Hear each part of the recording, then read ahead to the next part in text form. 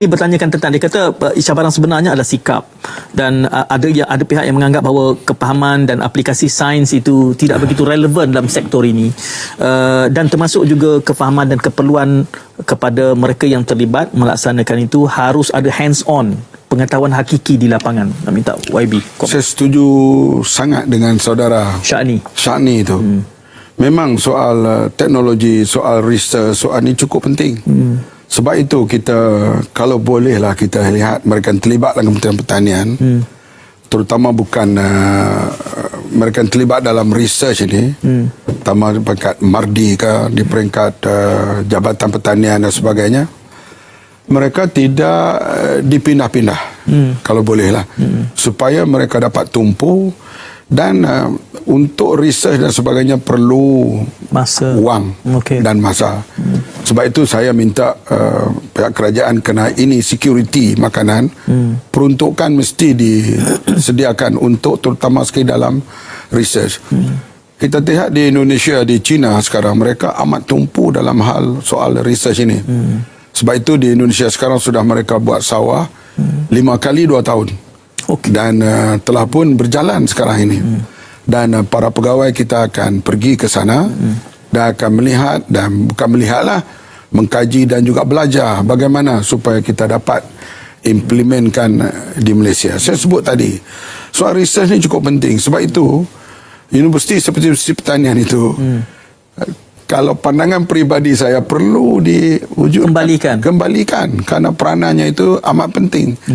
Sebab kita memanglah kita tumpu dalam cyber, dalam teknologi IT, telekom, itu penting, bukan tak penting, tapi kita lupa soal perut, kita lupa soal kehidupan. Dan negara-negara yang berjaya ni di antaranya security makanan mereka kuat.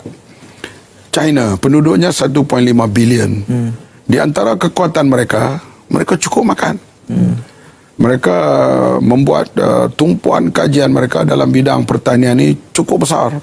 Kita lihat ladang-ladang padi mereka, ladang-ladang gandum mereka, ternakan ikan mereka, macam ikan talapia di sana itu, di harvest dalam satu kolam itu, kita terkejut melihat hasilnya.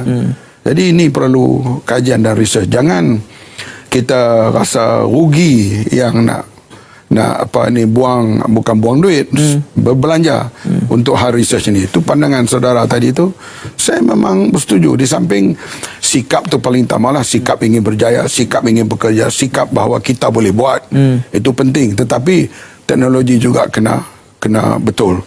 Sebab semua sekarang orang pergi kepada teknologi baru. Misalnya sekarang ayam diternak hanya dalam masa 28 hari hingga 30 hari.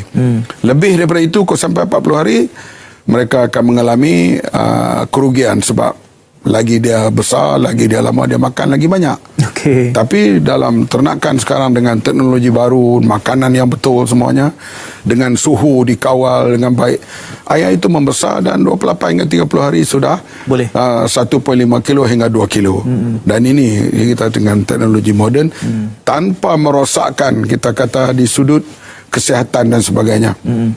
Unsur-unsur sedang dijaga. Memang pihak kita pantau, terutama sekali veterina, memantau hal itu dan lulus untuk makanan kepada manusia ini.